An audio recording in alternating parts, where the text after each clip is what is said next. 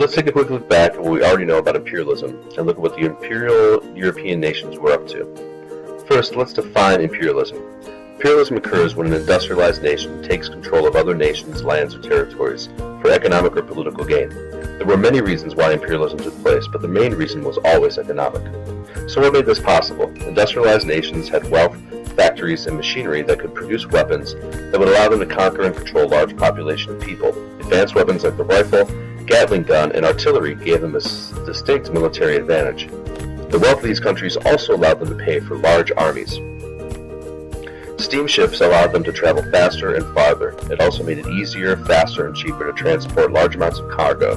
New medicines that had been invented made it easier to combat diseases found in foreign lands. Telegraphs increased and sped up communication, and railroads united large areas of land, making the movement of goods faster and cheaper. These modern weapons and advantages also made conquering native people in places like Africa and Asia relatively easy. Because these lands and people never industrialized, they were at a huge disadvantage in terms of weapons and resources. When lands were conquered, they became colonies of the industrialized nation. Add up all the colonies together, and the industrialized nation now has an empire. The job of the empire is to make the mother country rich. For example, India was colonized by the British. With vast amounts of resources and a population of over 300 million people, India was an extremely valuable colony. The British would take a resource like cotton, ship it from India to England, where the cotton would be made into textiles. The finished textiles would be sent back to India and sold to the Indian people. The British could also ship and sell their goods to other colonies in Southeast Asia, the Pacific, and Africa, generating huge profits. Since England is getting the raw cotton basically for free, and then forcing the Indian people to buy the textiles, they're going to generate large amounts of money. England passed laws stopping the Indian people from making their own textiles or buying them from any other nation. This relationship is good for the British and bad for the Indian people. But resources are limited, and industrialized nations always needed to find more if they wanted to keep themselves being successful. Competition with other industrialized nations also drove Europeans to go out and seize colonies. If your neighbor was doing it, that meant you had to do it too, unless, of course, you wanted them to become more wealthy and powerful than you. And that leads into the next reason for imperialism, and that's called nationalism. Nationalism was the belief that your nation or people were superior to all the other nations and people of the world. The best way to prove this was to have the most of everything, as well as the biggest empire. A nation's wealth and empire were status symbols. The more you had, the greater a nation and a greater people you were. White European nations believed that they were a superior race, chosen to spread their knowledge and culture around the world and to civilize less developed peoples in other parts of the world.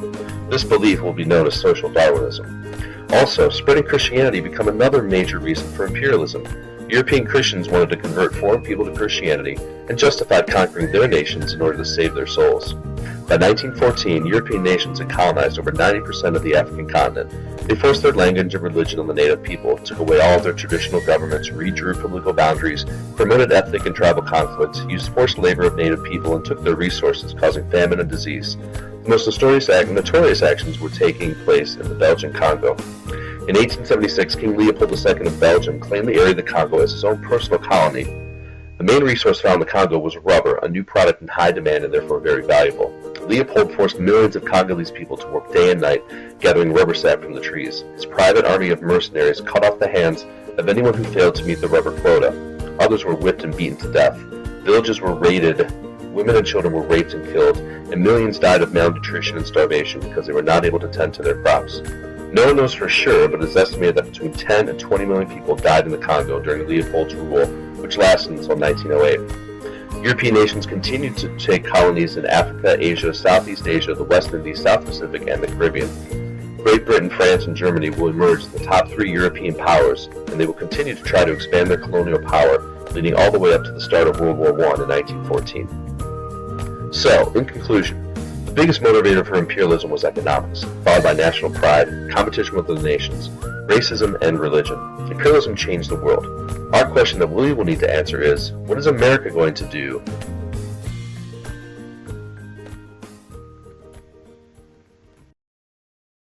Created using Powtoon.